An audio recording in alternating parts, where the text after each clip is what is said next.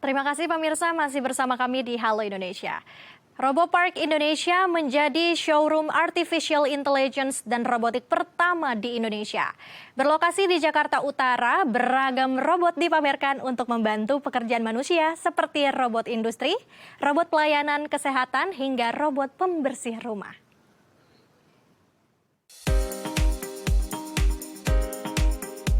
RoboPark Indonesia yang berlokasi di Pluit, Jakarta Utara menjadi showroom artificial intelligence pertama di Indonesia yang memiliki puluhan robotik dengan berbagai macam variasi dan kegunaannya. Beragam robot dipamerkan untuk membantu pekerjaan manusia, diantaranya robot industri, robot pelayan kesehatan, hingga robot pembersih ruangan. Salah satu karyanya adalah Ropi, robot yang bisa menjadi sales atau penjual. Karena robot ini dapat menampilkan tayangan iklan pada layar LED. Tak hanya itu, Ropi juga dapat sekaligus menangkap gambar mimik muka setiap orang yang melihat iklan tersebut. Hal ini bertujuan agar robot Ropi mampu memberikan laporan kepada majikannya siapa saja dan berapa orang yang tertarik atau tidak tertarik pada iklan yang ditampilkan. Seluruh robot di RoboPark seperti Ropi ini merupakan karya anak bangsa yang diharapkan dapat membantu berbagai pekerjaan manusia. Ya pemirsa, kita akan membahasnya langsung bersama Yohanes Kurnia, selaku founder RoboPark Indonesia.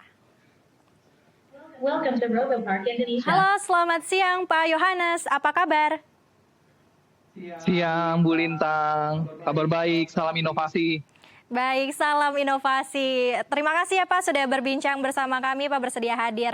Pak Yohanes, kita akan membahas tentang RoboPark Indonesia nih, menjadi showroom pertama artificial intelligence di Indonesia. Ini awal mulanya bagaimana nih Pak, sampai akhirnya menciptakan ruang showroom AI ini, dan sejak kapan nih sudah berdiri Pak Yohanes?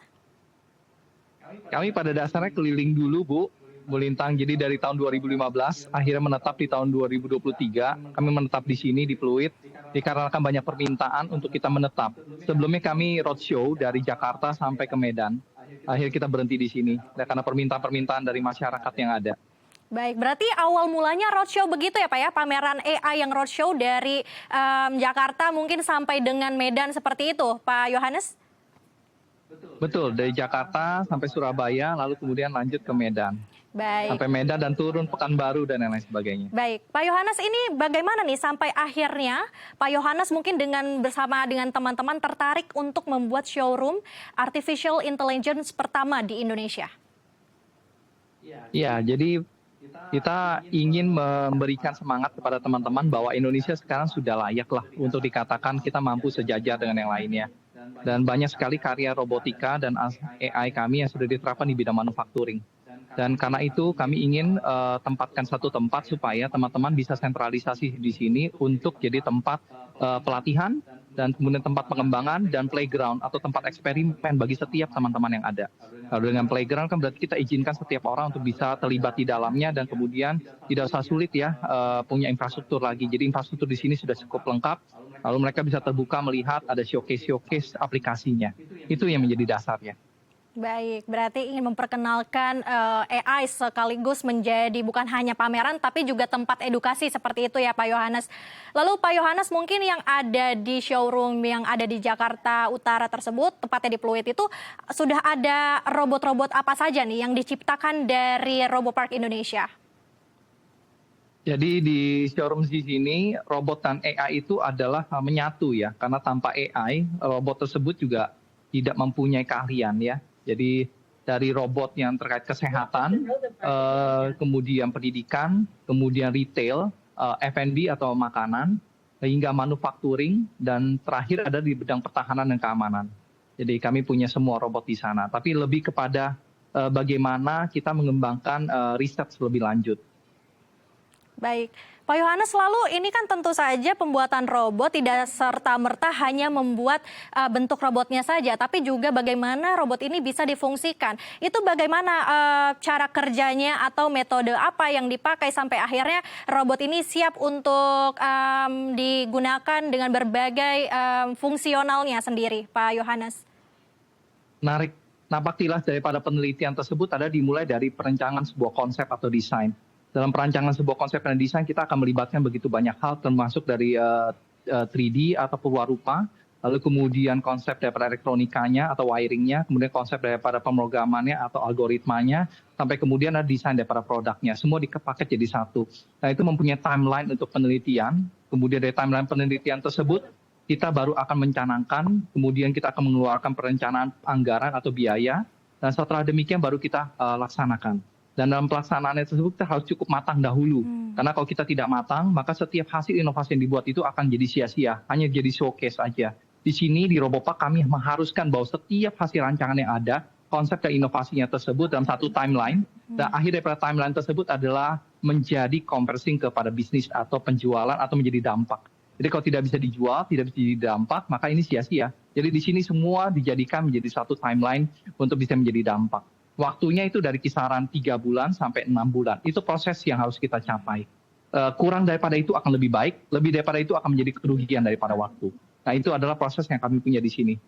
Baik, prosesnya 3 sampai 6 bulan. Ini melalui tahap apa saja Pak Yohanes kalau boleh tahu? Sampai akhirnya menjadi siap untuk dikomersilkan. Pertama adalah konsep problems. Jadi kita menemukan problem, baik itu problem yang kita ciptakan atau problem yang datang dari manufacturing ataupun dari industri yang datang kepada kami. Misalkan let's say satu brand tertentu datang kami dengan satu pola problems, lalu kita memetakan dan bentuk konsep, dari konsep lalu kita bentuk gambar, dari bentuk gambar kita masuk lagi bentuk dari pemetaannya, jadi seperti apa timelinenya, berapa biayanya, lalu kemudian terakhir adalah pembuatan. Dari pembuatan baru kemudian terakhir dari POC tersebut kita membuat menjadi sebuah prototype.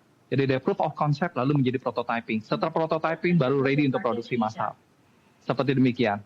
Baik, Pak Yohanes, ini kan juga robotnya ini dibuat di Indonesia khususnya adalah untuk membantu pekerjaan manusia seperti industri, pelayanan kesehatan, dan pembersih rumah. Apakah itu yang dibutuhkan yang ada di Indonesia seperti ini, Pak Yohanes?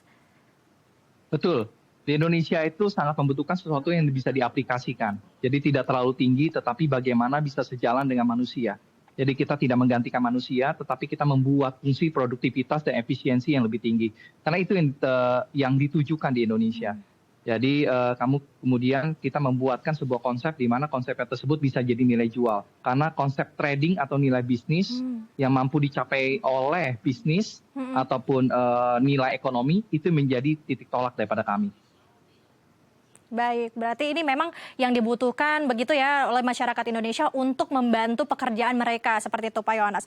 Pak Yohanes, yang tadi sempat ada di tayangan bahwa tadi ada robot sales yaitu Ropi, begitu ya Pak Yohanes. Ini bagaimana nih sampai akhirnya robot Ropi ini diciptakan melalui tujuan apa dan juga nanti akan digunakan untuk apa Pak Yohanes?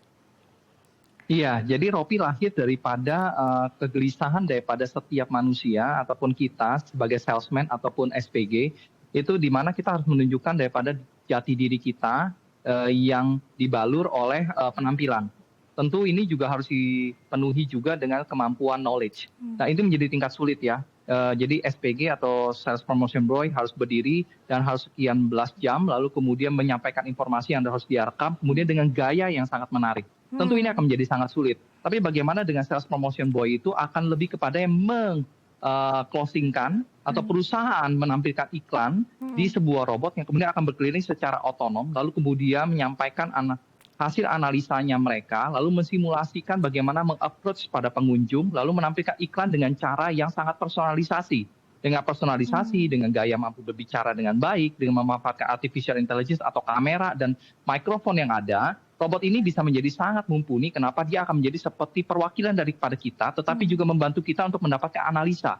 Karena analisanya termasuk bagaimana kita memperhatikan dia, analisa bagaimana kita tertarik atau tidak, analisa bagaimana behavior kita, analisa daripada mungkin pria atau wanita, umur, lalu kemudian tingkat engagement, ataupun waktu-waktu tertentu yang mana membuat mereka sangat tertarik. Nah, feedback-feedback itu yang dibutuhkan oleh para pemasang iklan ataupun produsen ataupun para pebisnis untuk mengetahui apakah nilai iklan mereka cukup. Baik, sepertinya kita ada kendala teknis untuk berbincang dengan Pak Yohanes Kurnia. Kita masih akan terus, ya, halo Pak Yohanes. Iya. Ya, silakan Pak Yohanes untuk dilanjutkan.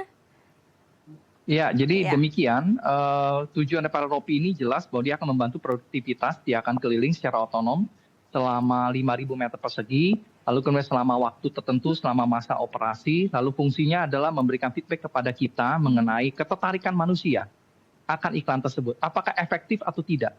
Lalu kemudian produktivitasnya bagaimana, yang akhirnya si Ropi dengan personalisasi dia mampu meng-approach sekian waktu jam, lalu memberikan knowledge, bisa meng-converse menjadi sales. Karena yang terpenting daripada iklan adalah how to convert into sales.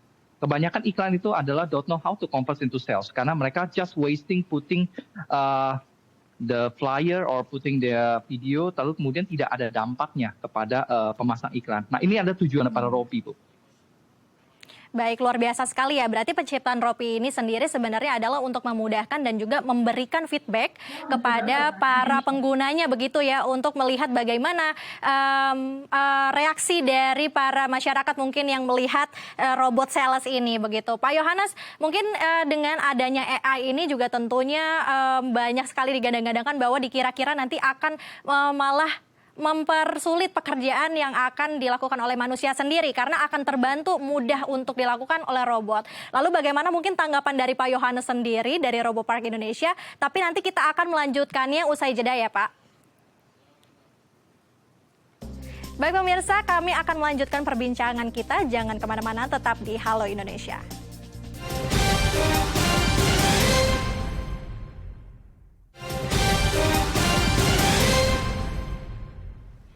Terima kasih pemirsa, masih bersama kami di Halo Indonesia. Kita akan melanjutkan diskusi bersama Yohanes Kurnia, selaku founder dari RoboPark Indonesia.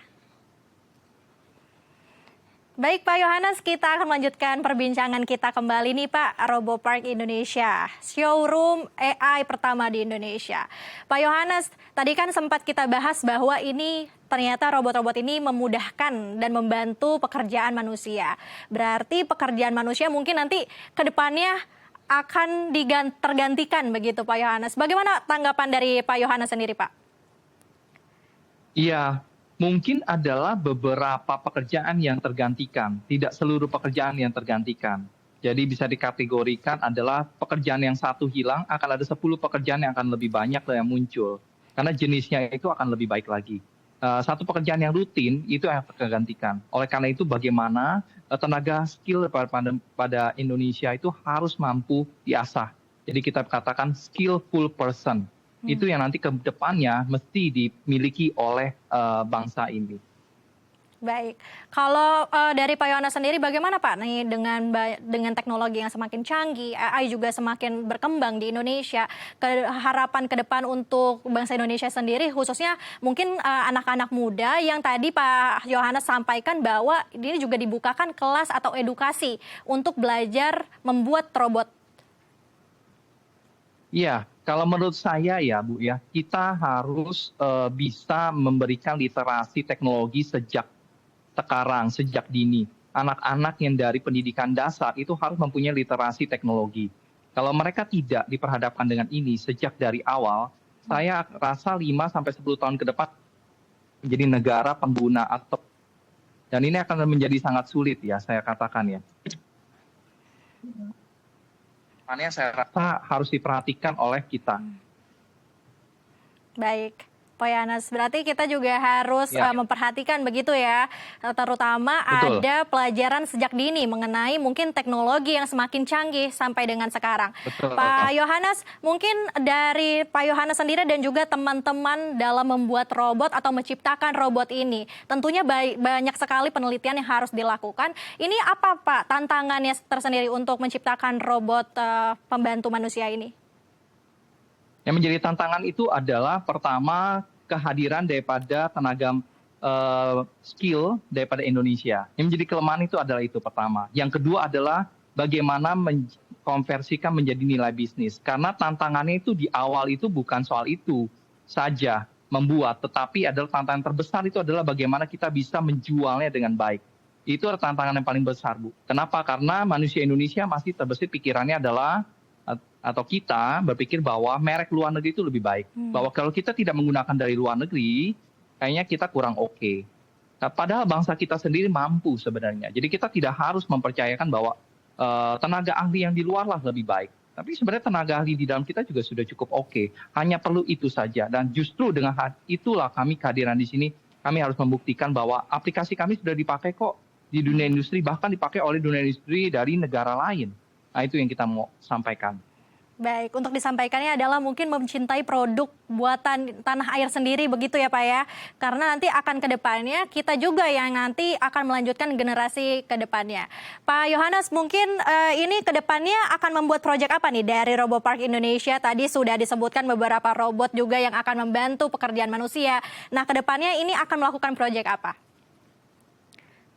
Kedepannya kami akan melakukan proyek mengenai implementasi AI dan robot di retail, ya di dunia retail, dunia bisnis, dan juga dunia manufaktur.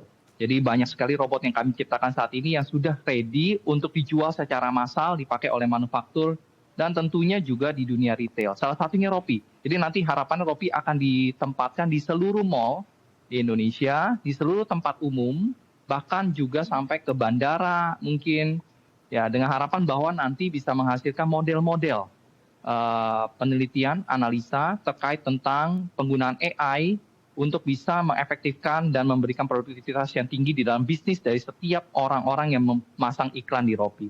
Demikian, Bu. Baik, Pak Yohanes. Ini kan Ropi menjadi robot sales begitu ya Pak ya. Nanti mungkin kalau dari dari Pak Yohanes sendiri, ini apakah kalau melihat sektor sales yang ada di Indonesia, apakah ini memang harus diperlukan untuk mempergunakan robot Ropi ini sendiri, Pak Yohanes? Iya, sales yang ada sudah cukup oke, Bu Lintang. Akan tetapi memang keterbatasan itu lebih kepada daya tahan, kemudian daya analisa yang cukup dalam daripada sales yang ada. Karena memang sales itu kan skill ya, skill yang tidak bisa hanya berdasarkan teoritis saja. Tapi bagaimana dia bisa bersapa, lalu justru dengan AI tersebut, ada beberapa sales yang memang terbatas di bagian berbicara yang cukup oke, ataupun analisa, bisa dibantukan dengan menggunakan AI. Dari hasil analisa tersebut terkait tentang pembicaraan, terkait tentang tingkah laku daripada customer, itu bisa mendapatkan sebuah model. Dan model tersebut diberikan kepada pihak perusahaan yang kemudian bisa di-convert oleh pihak sales menjadi strategi. Nah, itu yang kemudian. Sehingga dari strategi tersebut, pihak salesman akan tahu bagaimana cara mendekati customer-nya dari berbagai segmen. Karena tertentu, kalau misalkan segmen tersebut kita tidak tahu bagaimana, analisanya dari mana? Kita tidak bisa sebarkan kuesioner. Kalau kita sebarkan kuesioner, saya rasa sangat terbatas. Tapi kalau kita punya Ropi, hampir di seluruh tempat, di tempat umum, lalu kita menampilkan sebuah analisa, kita akan menemukan cara-cara yang tepat. Dan itu kalau dilatih terus, kan AI itu butuh pelatihan ya. Setelah dia di training dengan berjuta-juta data yang dipunyai sama dia, bukan mustahil bahwa itu akan mengkonversi cara dan efektivitas yang tepat dan metode yang tepat untuk perusahaan di waktu yang kedepannya. Sehingga salesnya akan sangat baik. Oke, baik. Ini berarti kan feedbacknya itu merupakan data begitu ya Pak Yohanes. Pak Yohanes, mungkin kan robot juga tadi seperti yang Pak Yohanes jelaskan bahwa ini juga robot juga ada trial errornya mungkin, dan juga apakah ini nanti ke depannya feedback yang dihasilkan oleh Ropi sendiri ini betul-betul data-data real yang juga menghasilkan benar-benar data-data yang mungkin ini akurat, Pak Yohanes? Oh ya jelas, pasti valid. Kenapa? Anda menggunakan kamera secara real time, Anda menggunakan mikrofon secara real time, dan Anda menggunakan sensor-sensor yang ada di sekitar. Sehingga saat dia keliling, itu dia mengambil data-data secara real time. Data-data tersebut yang secara tidak matang, itu akan dijadikan matang menjadi sebuah model. Ya, model tersebutlah kita katakan secara kecerdasan artifisial, itu bisa prediksi. Prediksi itu akan dipakai oleh kita. Baik. Pak Yohanes, lalu di RoboPark Indonesia sendiri ini kan banyak sekali ragam robot begitu ya yang AI. Lalu ini apakah semua robot ini dapat dikomersilkan? Dan robot apa saja mungkin yang sekiranya banyak yang dibeli oleh para konsumen yang ada di Indonesia? Jadi yang banyak yang dibeli di sini adalah robot-robot terkait manufacturing, Bu. Terkait tentang otonom, terkait juga retail. Ya, kami punya robot makanan yang dipakai untuk memasak makanan. Seterusnya itu akan konsisten semuanya. Nah, itu yang banyak dilirik ya. Jadi saya ulangi, pertama ada berbau servis atau pelayanan, kedua ada retail, ketiga itu ada manufaktur, dan keempat ada edukasi. Jadi 4 bidang hal ini yang kita fokuskan benar-benar. Baik, ini kan edukasi begitu ya Pak Yohanes. Ini apakah nanti ke depannya akan ada kerjasama mungkin lewat sekolah atau institusi universitas lainnya untuk mengedukasi para generasi muda kita untuk belajar sejak dini tentang adanya artificial intelligence ini Pak Yohanes? Ya, Robopark giat terus Bu Lintang untuk mengadakan kerjasama dengan berbagai universitas, politeknik untuk menjadikan tempat ini sebagai playground. Kami bahkan juga merupakan member daripada Asosiasi Kecerdasan Artifisial (IAIS) yang kemudian kami terus memberikan pendidikan dan menjadikan tempat ini jadi playground untuk semua universitas, semua sekolah. Untuk yuk, mari ke sini field trip, mari ke sini untuk internship, mari ke sini untuk penelitian bareng, mari ke sini untuk bermain bersama untuk menemukan inovasi-inovasi berikutnya. Karena di sini udah mempunyai langkah-langkah Bu. Jadi langkah-langkah dari setiap inovasi yang ada itu tinggal naik lagi satu tingkat lagi daripada kita sendirian ya membuat ya. Tapi di sini kita sudah punya begitu banyak dari kesehatan, dari bidang militer, dari bidang retail, dari bidang manufacturing, semuanya ada di dalam. Dari robotnya ya kan sampai kepada model-model ataupun pola-pola kecerdasan artifisial disematkan di dalam robot tersebut. Nah ini kami terbuka sekali. Jadi saat ini sekarang sudah begitu banyak universitas dan begitu banyak sekolah yang sudah bergabung dengan kami melakukan internship maupun juga field trip ataupun melakukan riset bareng. Baik. Baik Pak, kita harapkan juga mungkin ini nanti adanya Robopark Indonesia juga terus menunjang dan juga terus berkonsisten untuk memberikan edukasi tentang teknologi AI nih ke depannya bagi Indonesia. Dan diharapkan juga ini robot AI yang ada di Robopark Indonesia bukanlah suatu ancaman seperti itu ya Pak Yohanes? Tidak, ini membantu produktivitas. Baik, terima kasih Pak Yohanes telah bergabung dan juga berbincang bersama kami. Kita harapkan juga ini bukanlah suatu ancaman, tapi juga untuk membantu pekerjaan Indonesia, terutama masyarakatnya ke depannya. Baik, terima kasih Pak Yohanes. Sampai jumpa, salam sehat. Terima kasih, sampai jumpa. Salam inovasi. Baik pemirsa, Yayasan Buddha Seci Indonesia meresmikan Rumah Vertikal Cinta Damai di kawasan padat penduduk Tanah Tinggi, Jakarta Pusat. Informasinya sesaat lagi, tetap di Halo Indonesia.